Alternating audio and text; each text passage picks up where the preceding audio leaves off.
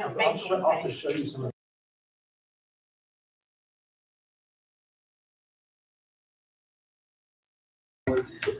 property, 5-year performance review. Okay, we're going to go ahead and get started here. Welcome, everyone. I now call to order this work session of the Anchorage Assembly regarding guidelines for legislative drafting presented by Assembly Counsel. It is Friday, August 26, 2022, and we are noticed from 11:50 a.m. to 12:50 p.m. We'll start by going around the room with Assembly member introductions for the record. Pete Peterson, Felix Rivera, Daniel Boland, Kevin Cross, Suzanne LaFrance, and we had a few members step out who I believe will be coming back soon. And on the phone, Mr. Solt. Randy Solt. Thank you. And Ms. Allard.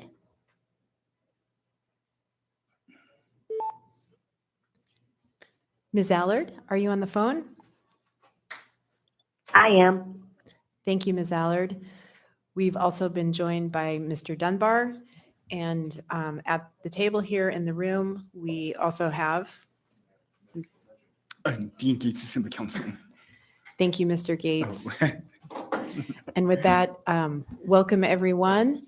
I will go ahead and turn it over to Mr. Gates.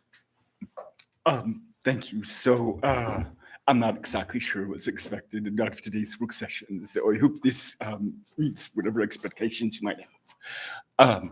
I think that I sort of consider this maybe not one of the most exciting topics, and you could informally call it one of the series of make Anchorage boring again sort of things.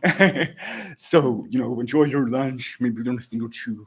One thing I really do hope is one of the takeaways is that Assembly members or your staff or people that work with you are able to do their own legislative drafting, and it's really helpful often if my office, we have me and my assistant Shelley, and we would do drafting, of course, but it's often helpful to have a good head start. And if you sort of have ideas you want to work on, and go ahead and get started. If you're not waiting for me, juggling priorities and trying to catch up on a number of things already on my queue. So with that said, I will just start our PowerPoint here today. Today's path, I'm just going to cover, the source of the legislative drafting markup that we use, and then what guidelines we have in place, and how to get to, the product, resolution or ordinance that you want to propose. And of course, I would just jump into it. I don't think this work session is actually going to take our whole time. So the source is in our code. It's in the AMC section 10550. And I just posted part of it. So this tells us to, if you're making a code amendment and you need an AO, that's required by charter to do it by ordinance. And in the AO, with the code language that you're going to change, you show current code and then language that's being newly added, underlined, language that's being deleted, bracketed in all caps. And this has been in place since the 90s and maybe before. We had a major code rewrite, republication, I should say, in 1995-96 when we contracted with Code, our current publisher. And this was in there at that time. I'm actually not quite sure if it was a convention used prior to that, but I believe it was. You see that in some of our historical documentation. So it's a convention that's required by code. It's a directory instruction in our code. I linked some of these things so you have a PowerPoint, and you could actually, if you download the PowerPoint and pull up sections, okay, that doesn't work quite like I thought it would. Yes, it does. So, and I just wanted to pull this up because you can see where it's located in our code, in our chapter 105. It's all about our Anchorage Municipal Code. It's probably one of the more boring chapters of the whole code, but it's worth to sort of review and give a little knowledge from you what it says. And the definitions here, they apply to the whole code. So sometimes you want to find terms, maybe they're already here, maybe they're already in the title, General Provisions chapter. So Title 16 has general provisions, for example. So, just get an idea of our code structure and some of the resources you can use. This has some things that are important for certain actions or courts. It's severability. I've referred to this severability section in court actions in the past. And here there are amendments to the code. But sort of one reason I wanted to pull this up is to show that subsection B, as well as altering code, it's unlawful to do so, of course, without an official assembly action that amends the code. So this doesn't mean you're at home and writing things and changing it. It's unlawful, of course not. But it means changing it and publishing it, putting it online, representing it as the official code without an official action, something like that. But I don't think I've ever seen this enforced. Nobody's going to jail, if you do something. So I just want to point out that if you read this, you will see these sections, and it's important to keep in mind that these instructions for amending code are directory, not mandatory. Whoops, excuse me. Other real thrust and spirit of legislative markup is to make sure we comply with purposes and intent. Of course, we have a whole bunch of situations where just a simple direction for how to indicate code amendments doesn't really fit. So we want to fit with the purpose and intent, which is to clearly indicate what's changing from current code, the ease and accuracy of codification for the publisher. And we want to do it right, pass an ordinance that amends code once and not have to come back with an AU to make corrections because things got sloppy or didn't comply. It's misunderstood, it wasn't published correctly. So that's sort of the value of complying with these legislative markup and drafting conventions for code amendments. I'm only talking about code amendments so far, but we use a lot of these conventions for our resolutions as well. You see that in the guidance that we'll get to soon. So in aligned with that purpose and intent, there's sort of this exception in that same subsection 105 or 50B that says, notwithstanding the provisions, the markup instructions, it actually says the municipal attorney, and this is published way before the position of assembly council was created. So I think that I use this as well. Again, this is directory, so I've sort of taken that directory to allow another attorney that's drafted legislation to use this without using that deletion insertion format. When the format renders changes and usually complicated or confusing. And you'll see this when I get to some exceptions I'm going to hit on later. And then if there are some sort of errors or mistakes made, we have the code revisor who can make certain changes, but we don't really want to have to rely on that. We want to get it right the first time with code amendments, with the clear indications by legislative drafting markup of what's being changed, what the assembly passed after all the amendments considered, right? The code revisor's powers are very limited. They can renumber sections, they can change wording of a title, subsection title, maybe to align with what it actually says if it's not. I very rarely ever see that used or applied. I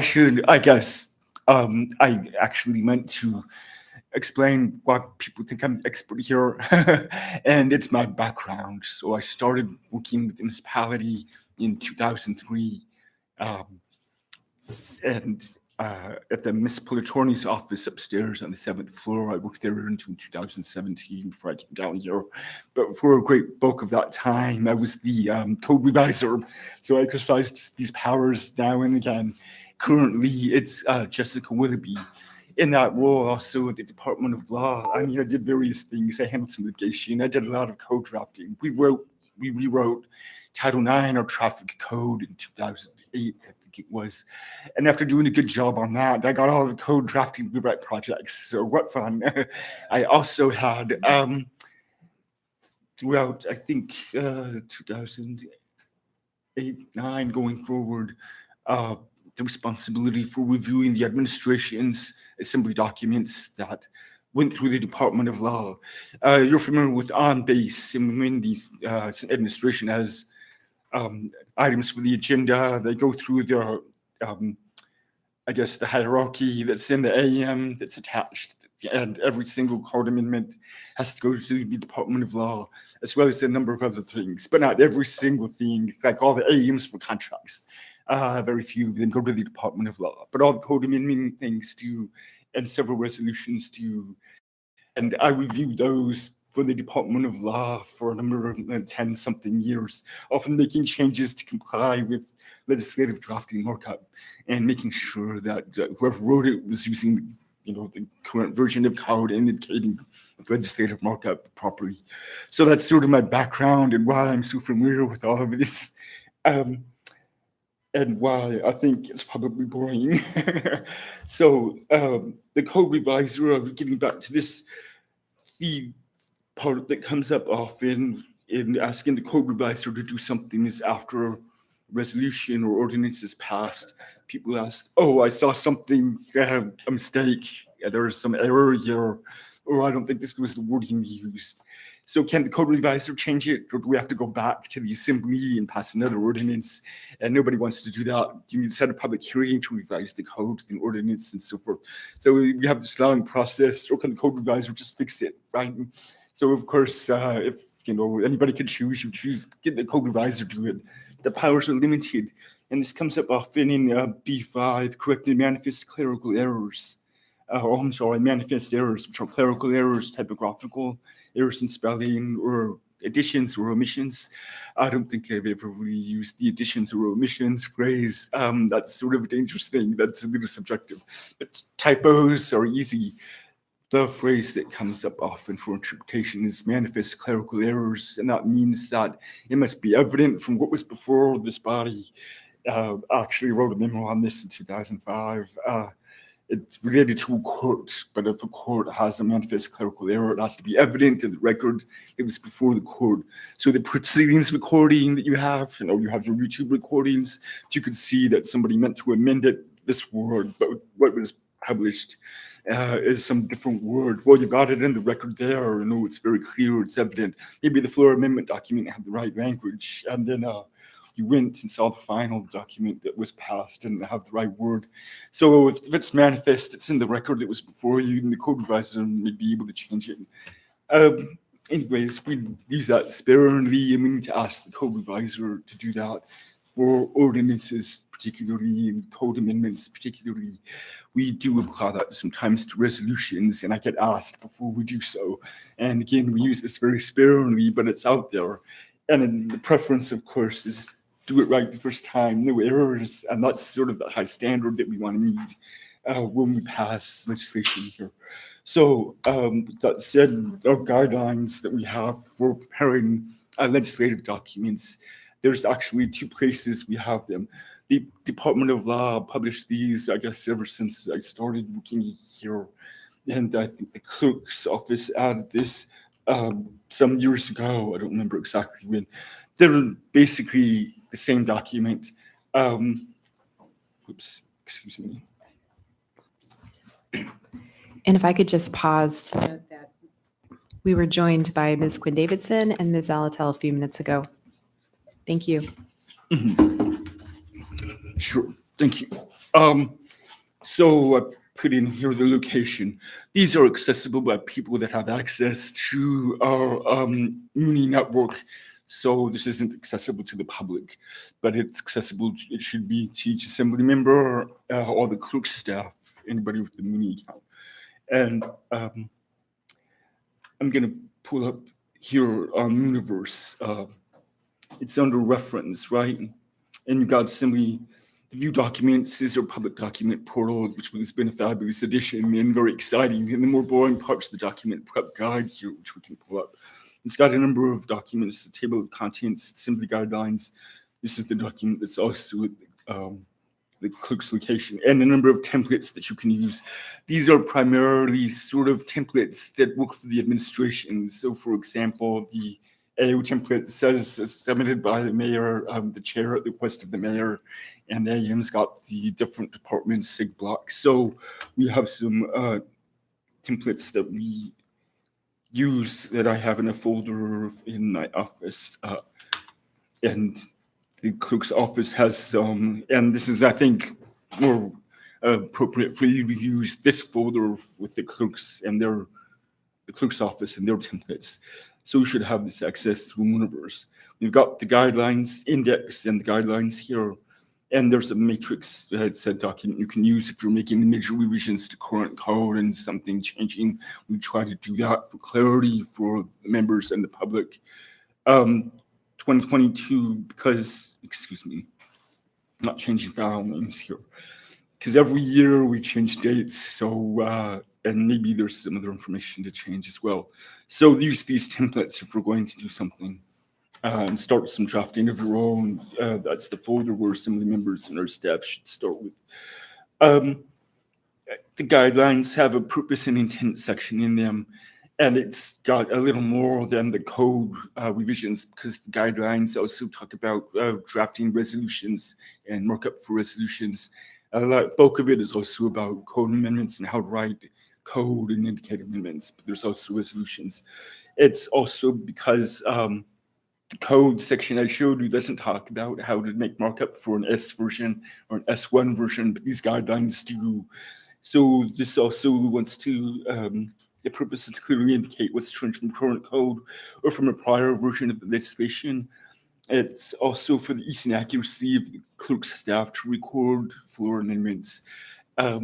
So some of these guidelines are like, well, it's more convenient to do it another way, but if you do it another way, and I'm going to foreshadow this with the other way being using automatic numbering, it really makes it more difficult and time consuming to fix that when we're doing floor amendments on the fly, especially at assembly meetings, we're trying to incorporate some changes from amendments later that may be added in a section and renumber everything.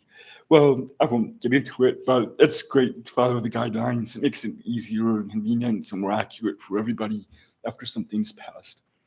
So at the last bullet I have here is deviations.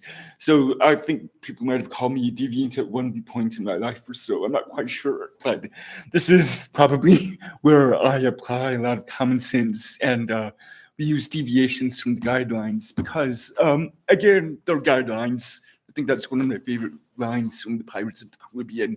They're guidelines, really. So we can deviate from them if it makes sense to do so, and following the purpose and intent, right? To be clear and to be accurate, to clearly indicate what you're changing from the prior legislation and your proposal. So we can use some different, I guess, unique situations to do that. And I will get to that in a moment. So I had wanted to just go through the document guidelines. I highlighted a few sections from it. So this is the same document. If you went to that clerk's folder, the templates, and the guidelines document, let's see. Okay. So we've got the table of contents. This is 2016, and I helped with the update at that time in the Department of Law. And I didn't want to go through this whole thing. There's about 13 pages of the drafting instruction and guidelines, and then a whole bunch of examples, and then some sections that talk about what different legislation is for, an AO, an AR, an AM, and an IM. So browse at that at your leisure. I'm just going to hit a few of the points about drafting and things that I think I see come up that often I correct or give feedback on. So one is the legislative formatting table, and we'll look at that later. That's just your cheat sheet for the drafting, right? And for an original AO or an S version of AR and S1. So the thing to remember though is for like introducing an entirely new section to code, you don't need to underline anything. You know, just say here's a new section, lay it out, plain text. And I see often people underline the whole thing because that's what you're used to normally. So another point in the guidelines I wanted to highlight was when you're going to amend code and you take the current code, don't retype it by reading it. That's the way most errors sort of come up and get accidentally published. Always copy and paste, you know, current code language. Don't modify any text. Maybe modify indenting and formatting and stuff, but never type it in manually. Let's see. The title of an ordinance resolution is very important, and this is the reason why. And it's got sort of, it defines the scope of the public notice you're giving to the about what this legislation is for and what it does. So sometimes if that notice requires a public hearing, but the scope wasn't broad enough to include changes you want. You sort of need to go back and have another public hearing. There's case law and all of this. The title is the informative summary of what the ordinance is that's required to be published by our charter. And so that's just an important thing to remember when you're crafting your own titles. The whereas paragraphs, I think some people love them, some people hate them. I guess I'm middle of the road. Whereas paragraphs aren't necessary. They're not necessary at all. Actually, you could have it first line saying, it is hereby ordained and here's your code.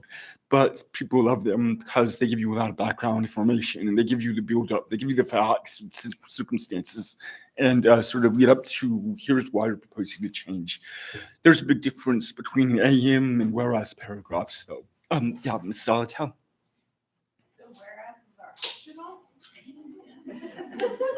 That's correct. Oh, that's amazing. Okay. I didn't know that. Just as many as possible. They're thick though, right? Yes. Oh, you guys are gonna see some Yeah. new things from me now. This is a good word. Whereas clauses, because then I'm speaking only.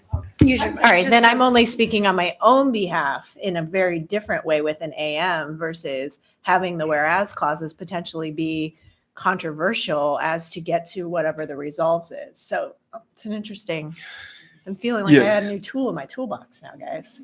I mean, it just Thank you. might be harder to No, get that is a support great if you question. don't lay it out that way, right? Like it's, Possibly, but it also could be maybe easier because you're not The arguing. AM is me speaking for myself, telling you my rationale, but we also ultimately want Yes. to agree on taking the action in the results. That's exactly right.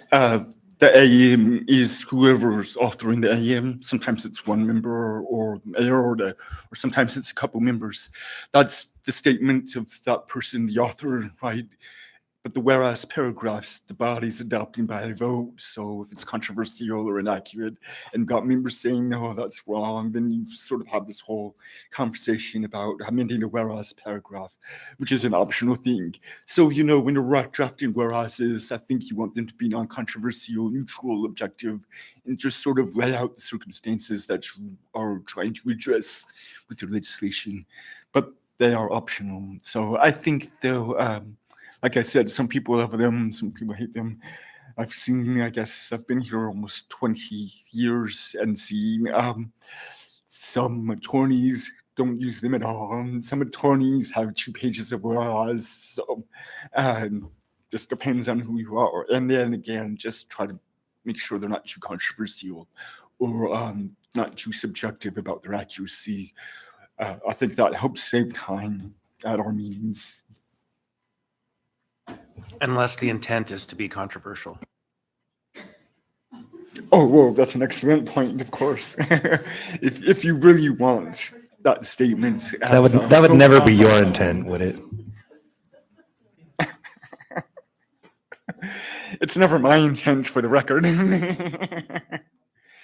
So, yes, sometimes you think it's important that a factual statement or finding be voted on by the body, and that can be, of course, under its appropriate purpose, absolutely. So that's one thing that comes up from time and again.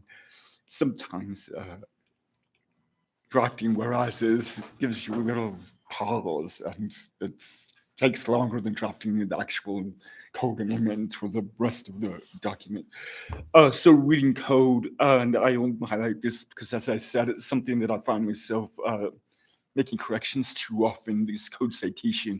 So attorneys went to law school, ever since law school, have this little blue book of citation format. And it's like the Bible for us. And so I've been trained to do that. And here's the Bible for citations to code, our Anchorage Municipal Code. The one thing that comes up most often is using the word title or chapter or section or subsection. And here I think that when it's just the first subsection, I often call it a section because just because, and that's not going to be any critical error, but I don't correct that too often. What I do correct is when there's a period in between. it's here in the note. There's never a period between the section number and the first letter to subsection. And so I take those periods out, a period between everything else. And I often am entering AO section, A and C section, and then the number. Well, that's good. I wanted to highlight that. So formatting individual sections of an ordinance, we see this sometimes confusion. If you're deleting section 1 of the ordinance, it has a code amendment in it. You're not deleting code or that code section in the current code text that's printed there. We're deleting section 1 of the ordinance, meaning no change to code that was set forth there. They're just taking it out of this legislation. They're not taking it out of the code. So I just highlighted this to sort of talk about that difference there. To avoid formatting problems, do not use automatic paragraph lettering or numbering. So the powers that be at Microsoft Word, if you use that, and I mean, I'm deaf, but I see some groans out there. And I think that I groan even more when I have to remove the automatic numbering and insert letters, to plain text numbering. It's sort of tedious and it takes a bit of time, but it's kind of, I want to say it's necessary, except it's only necessary if we have amendments or an S and S1 that adds sections and then the numbering gets marked up and changed and it's not right. So you want to use plain text. And my peeve, what I said about the powers that be, I said my peeve, but I have a whole bunch of peeves about that I'm drafting. So one peeve though is Microsoft Word automatically starts using automatic numbering. So, and I do, once I see that up, I do Control Z undo and it changes it to plain text and then I can write the rest of it. So anyways, that's just one of the, I guess, biggest peeves about fixing documents when there's automatic numbering. So, standard block formatting and presenting section numbers. There's an example down here. You want the section of the AO or the AR to be flush with the left margin, right, by that line on the left. But you want text that's below it for the code to be indented 1/2 inch, and this sets it apart visually. These guidelines and make it easier for people to read and understand what's going on. So if you've got it all aligned and the graph changes, it just stands out better. You indent 1/2 inch everything that's going to be in current code that's being amended, everything required to be there for the code amendment. In a resolution, sometimes resolutions can be used to amend the Anchorage Municipal Code of Regulations. We don't see that all that often, but same format should be used. And then resolutions sometimes set out actions or findings, and you sort of want to indent those as a block, just have them stand out. It makes it much easier, I think, to understand for the reader and for indicating amendments and whether you're removing a whole section from the legislation or changing something that's in the content there. So another part I highlighted was unique numbering styles, and I will mention this. Title 23 is one of them, and Title 21 is probably the biggest violator, I guess, for using the second tier here. There's a recommendation to not use the second tier, avoid that. You don't want to get sort of a convoluted document with all these subsections. We're not trying to be the United States Code here, right? And we want it to be more clear and simple for people reviewing our municipal code. Anyways, Title 21 has a whole bunch of these second tier levels because they're such a nuanced and fine-tuned piece of our local law. So secondary headers, something else I highlighted.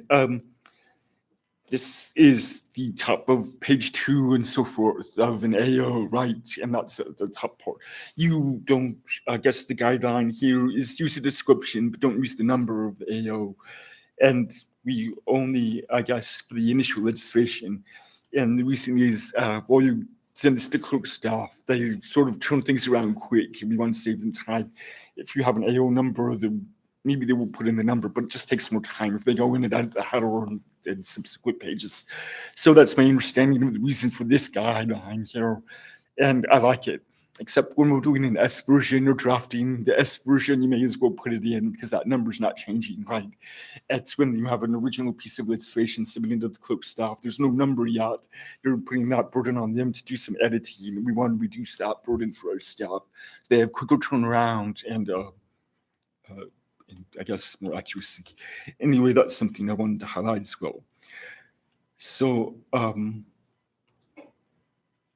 this brief explanation that may be used, see, it's, for example, this part, renumbering sections, and sometimes I insert a brief explanation.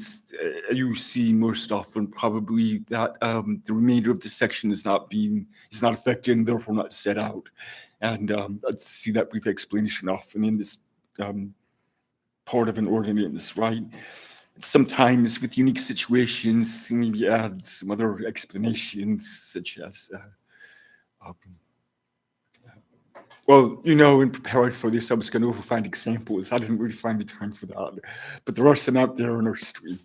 I think that one I would often use is where it says, oh, here's a new section, setting it forth, or putting a note in an S1 and sometimes S2 versions or subsequent versions. We put a note here where we've removed all legislative drafting markup because there's so much of it. It's getting harder to read and understand what's happening. So we're just sending it out clean and new.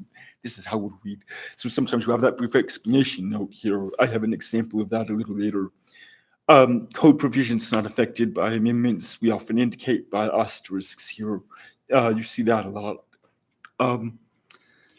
Also, if only subsection is affected, you could put subsection here when you're citing in the introductory preface sentence to the section.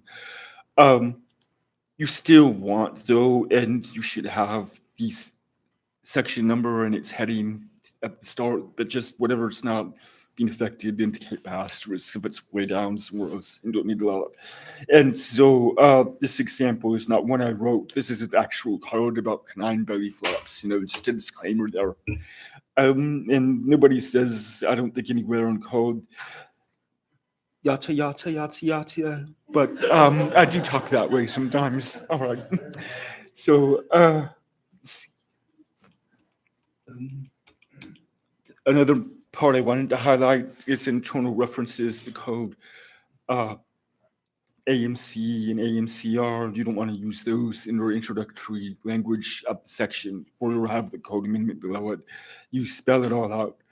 And the reason for that is still a mystery to me, but it's the convention that I've learned and that I apply. So I think actually it's because people might miss an R if it's an AMCR. And it's so close, it's easier to see if you spell that regulation here.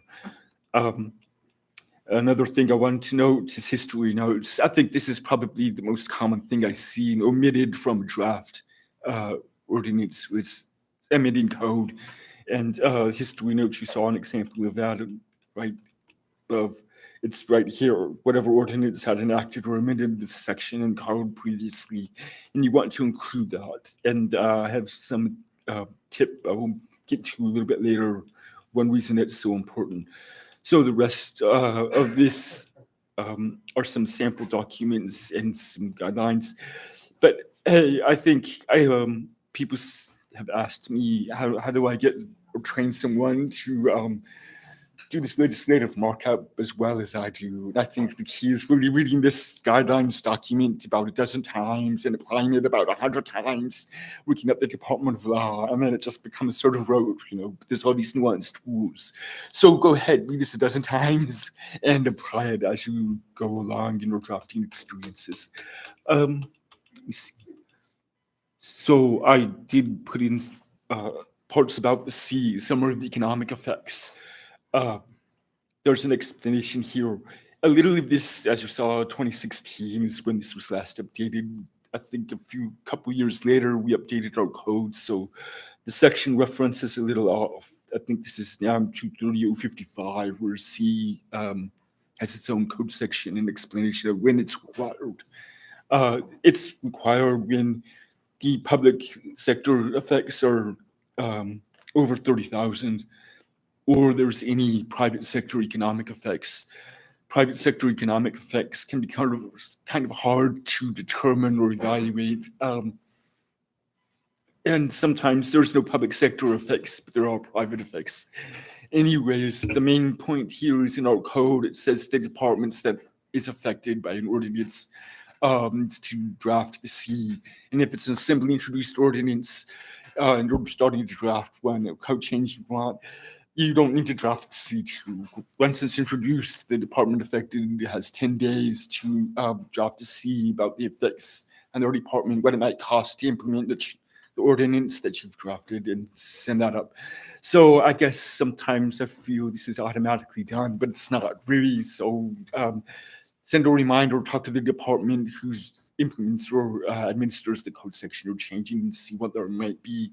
Give them a heads up. Or if, sometimes strategically it's more of a surprise, you want to introduce it and then have the department be aware, but it's good to send them a note to the administration. We need to see from you guys, and sometimes we do our own estimates, but with our excellent staff here, and they can often be spot on or better than what the department might produce, but it's really the department and finance and OMB's obligation to get that done and submit that, unless it's not required. If it's not required, you can just put a statement in your AO or a summary of effects. It's not required. Summary of economic effects isn't required because it doesn't meet these thresholds. I mentioned private sector economic effects because I just wanted to tell a little story about that. We had a code amendment in the past that I wrote that was just going to say for new buildings or major reconstruction of a building, residential, I think it was, the outlets required should be GFCI outlets. So rather than just standard outlets, and not a big change, doesn't cost us anything, no public sector economic effect. But for the private sector, the difference in cost between standard electrical outlet and the GFCI outlets is about $20. So, that's a big effect on the construction industry here locally if it were required by local code. And I'm actually trying to look back if that passed or not. I don't think it did. But that's just one example of sometimes you need to consider what's changing for the private sector and the industry that has to comply with what law you're changing. And so, anyways, let's see. Oh, yes, that's why I highlighted this part, describing the effects private individuals and businesses. So as the lawmakers and elected reps, we'll probably hear more about what the private sector effects are than maybe some people on the administration side, depending on how engaged they are with what the administration might propose. Because you represent the constituents, they'll contact you if there are some, when something's introduced. The highlights here, I do recommend that at some time when you have free time for some reading, to read these bulleted list of purposes or when to use an AO or in the notes an AR. And this is a good summary of all these places in code where it requires one or the other, or what the appropriate purposes and uses are, some memorandums and AIMs. I wasn't going to go through all of those. So here's the thing I mentioned at the beginning was the legislative formatting cheat sheet. And this is designed for code amendments. We apply the same for resolutions, mostly. I've sort of customized a little bit, as I'll show you a little later. But code amendments, and we apply this to resolutions so that the readers of our legislation are just become accustomed to standard format rather than trying to use something too different. Anyways, for the original AO, well, I don't need to go through the cheat sheet. I think this is attached to the back of your agenda now every other Tuesday. And I think that was a good idea for the clerk staff because it's available to the public to see as well when they're reading legislation before you. The public can follow along and understand better when they have this key and legend. And so I would just say one difference between a resolution is an AR doesn't have this stuff because they're not changing any code, right? But the ARS version, we start at this point for resolutions. We have an S version and S1. And for the most part, I've applied that, except I guess in my experience and people reading legislation have mentioned from time to time that this all caps is sort of annoying. Can't we do something else? And for a number of years, we tried in the Department of Law, or me anyway, let's use the small caps feature instead of these big all caps. And it's just disrupted visually to a reader. And again, we're trying to make this convenient and easy to read quickly and understand. But applying small caps is also a little tedious, and you don't often have time for that. So what I've done for resolutions, though, is because we don't have any code changed by resolutions, I use this format for the S version of resolutions, except we're not underlining because there's no new language or deleting the resolution's original language. So I just bracket and bold and strike through, and it's not underlined. So that's a format that I've applied for resolutions. Let's see. Well, I'm at the end of this document. So jumping back to this PowerPoint. Any questions so far? I guess, can I be the presiding officer for a moment? Well, this is very informal right here. So, Ms. Salatal. Thank you. So you didn't address it here. And my biggest concern when we're dealing with legislation and dealing with legislation on the dais is, particularly when we're dealing with code, is successive amendments and that the amendments work in the whole. Particularly if we've amended something, then we amend something else that relates back to the thing we amended. So are there any ways, and you may not have an answer here, but I really feel like if we amend something 2 or 3 times, particularly if it's around the same concept or section, that we could actually be amending ourselves into things that don't make sense in the end. And we have no way to review what the final amended language looks like before approving the item. Do you have a solution for that? I do, actually. Don't do it. But I guess more realistically. That's not going to happen. So. Yes, I guess more realistically, it requires some patience and stuff. I think we experienced this recently with our ARPA resolution, and one section had several amendments to it. I think we did our best on the fly and on the floor and at the dice. It's hard, but I think just time and patience to work it through. And then sometimes, I guess that's where things become messy. Maybe you need something curative to fix if it didn't all align. We managed through the ARPA resolution. So to the figure it out. follow-up question to that is, Yeah. do you, when we're successively amending something, are you tracking those to make sure that we aren't walking ourselves into some corner in real time? When you say you, if you mean Assembly Council, no, I'm not. So oftentimes I'm doing some work or a floor amendment that I was asked to and not tracking everything that's happening. But the clerk staff is. That's really, once things are before the body, it's more in the clerk's hand, and I assist with floor amendments. But tracking what's happening is for the minutes of the meeting, right?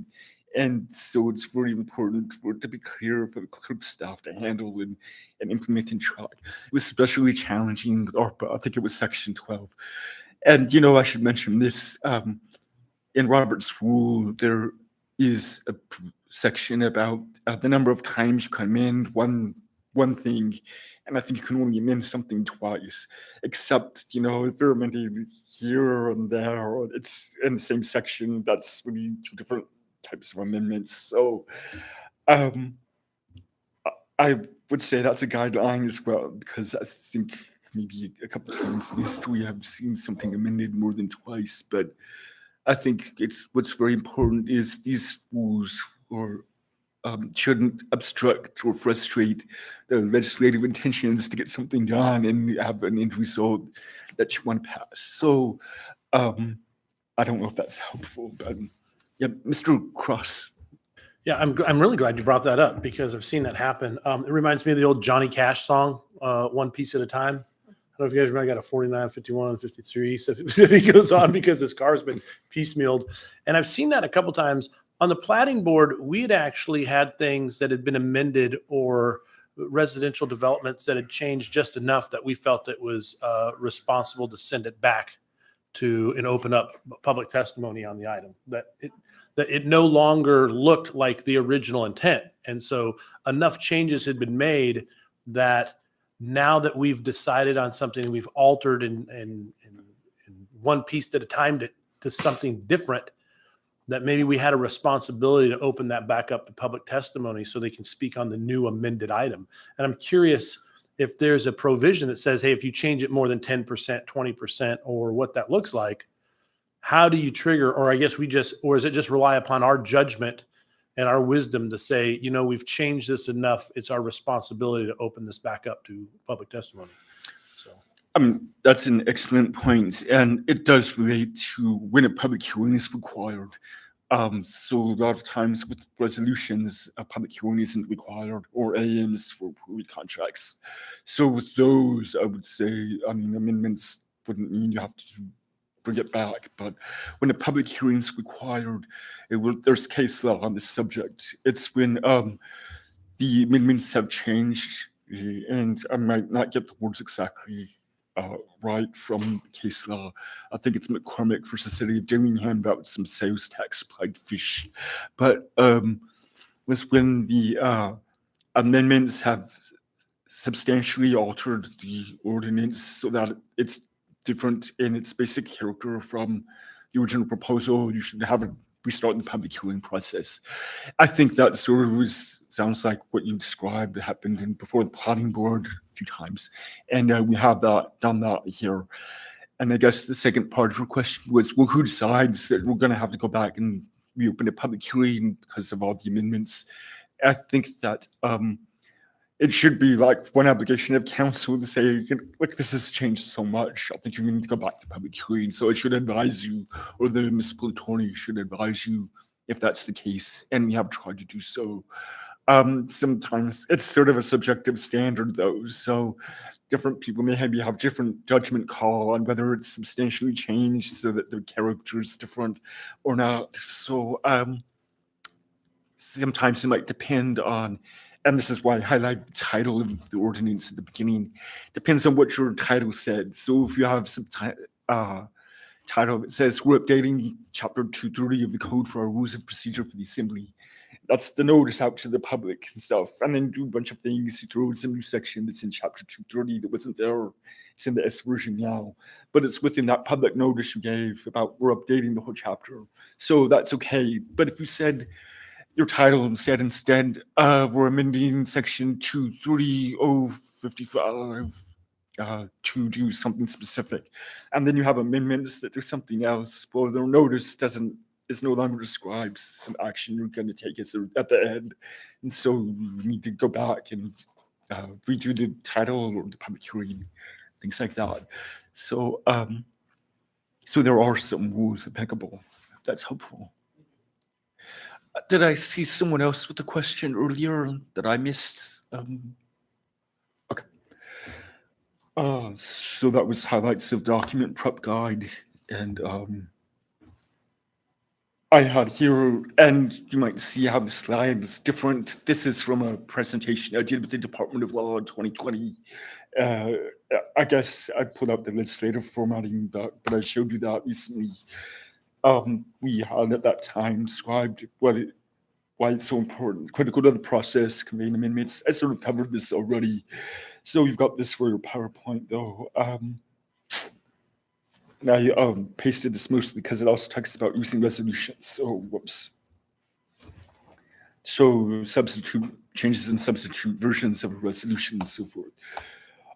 So there's some unique situations we see from time to time. I thought I'd list some out. One is charter amendments. So we have our charter that has Charter Section 1803, it says set out language and next to language being deleted. But historically, because this goes on the ballot, we've tried to print proposition language with the changes in bold at the first instance. So legislative drafting, it's not bolded the first instance. And here we have, because we want it to be very clear when it's printed on the ballot to the voters. So the formatting is just a little different historically. I've indicated that here. So planning department amendments, Title 21, they sometimes don't put the first section, the numbered section heading there. They start with the subsection in its heading and stuff. And, like I said, I did this for years and I've talked to the planning department, but, you can only go so far in terms of persuading them to do something different. There's always a black sheep in the family, right? So anyway, I'm not saying they're my black sheep, but sometimes people just have to do something differently. So planning department got to do something different with Title 21, the way they present amendments. It's not too different that I'm really concerned. I'm just pointing it out because it looks different. Title 23 amendments, and Mr. Kosh probably you're familiar with the amendments themselves in code. The code language are amendments to the locally adopted codes of technical regulation. I was going to pull this up. I'm watched my time. I didn't expect to take this long, but it might be helpful to see. But you just, I guess, need to look very carefully at how you word your changes here. So in Title 23 building regulations, we adopted all of these technical codes, and then the local amendments are what's listed throughout the rest of here. Right, local amendments to the IBC, the 2018 edition, and they like dwelling unit separation. Amend this. So what? You got to go to the technical code, the IBC, open the page and see what they mean. But if we're making a code amendment to this language, it gets a little confusing. So I'm not getting into it. I'm just pointing out the unique situations that we see from time to time. And here, S1 versions, S2 versions, S3 versions. I guess theoretically you could go on and on to an S to the N to the X power version or something like that. But, I just point out the unique situation because we don't have legislative drafting format cheat sheet for the S2. What do? I guess you do your best to comply with the intent and purposes of showing clearly what's being changed. Sometimes that's a note. You might have seen me insert some from time to time. We're laying this all out as the original code with changes shown from the current code and not from the previous S1 and S and so forth, so that it's easier to see, just scratch. The S and S1 language, we're just amending current code with this S2 and showing you what we want to do. So you make a note of that. I have an example. The numerous lengthy markup convoluted, and here's my example. This is special and set out this for clarity. This note, when it's inserted, I suggest using, quite a bracket. I forget what that's called. That's who they styled bracket.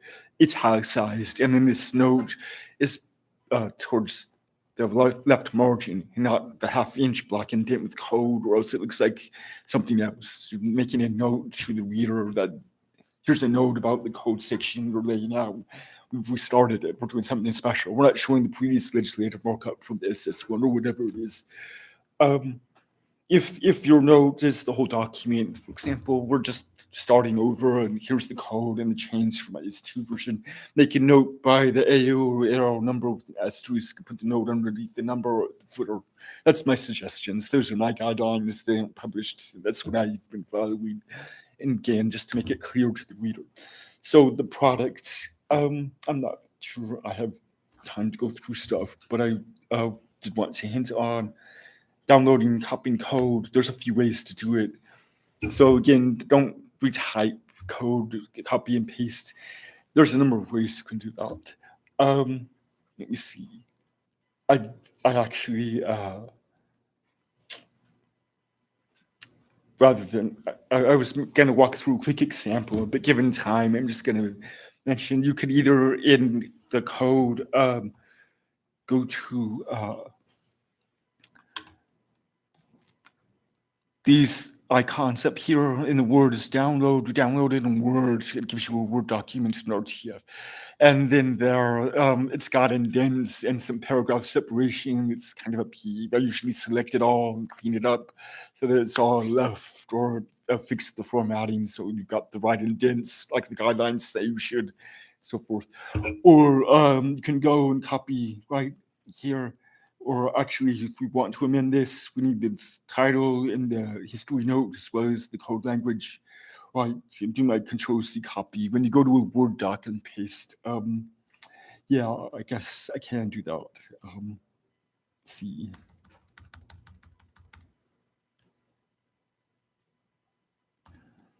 No, not exactly. Sorry about that. If I'm going to paste this in, copying from online, this is what I do. I think it's the most convenient way. You've got these paste options.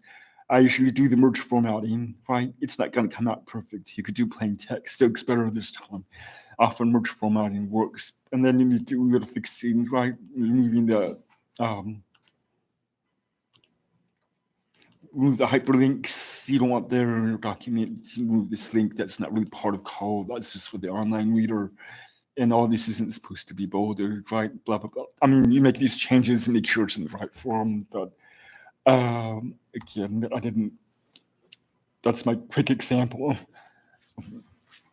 Yeah, I think I'm still cross. Yeah, I just wanted to state that I've always been thankful for you, but now I'm wildly thankful. So that was my big takeaway. But thank you. I'm glad that when I have a problem, I know where to go for the solution. Thank you. Absolutely. Let's see. Floor amendments. I'm almost done here, I think. So, floor amendments, there's a few versions out there for floor amendments. In general, you follow the intent, clearly showing what's changing. The legislative formatting we use is if the floor amendment is to an original AO, their floor amendment use the S formatting, right? If it's an S version and we're making a floor amendment, we use the S1 formatting and so forth. And if it's not going to be very clear, I suggest it's getting complicated. Whoops, I'm sorry. It's getting messy and complicated. Just take whatever's in the legislation. Maybe it has legislative markup and you're trying to show a floor amendment to language in the middle, and it's getting hard and complicated and for the reader. You can make it all plain text and show what the floor amendment alone is doing to whatever's already in the document. So again, that's something you sparingly, but you want to make it clear. I've tried to have several different floor amendment templates that have a legend on them. I was going to show you my examples, except I'm about out of time. So to wrap up, drafting help, of course, is my office or the Department of Law. And the municipal clerk's office, they do all the recognition resolutions basically, but they've become adept at helping with a lot of other legislation drafting. So, and again, though, we can be a very productive legislative body if more people know how to do this and do it right and bring a more complete product forward. And of course, I will always review before it goes forward to make sure we've got as perfect as possible. We meet the high standard that we want for the municipality and Anchorage legislation, right? So I guess I've got 2 minutes left for questions. Anybody have any questions? Anyone else want to express wild appreciation? Or Yes. well, thank you, Mr. Gates. Thank you. I'm going to have some lunch. Okay. Well, seeing no other comments or questions from members, we will go ahead and adjourn. And the next work session will be here at 1. And so Chris will be chairing that one, just FYI. Thanks, everybody. We are adjourned.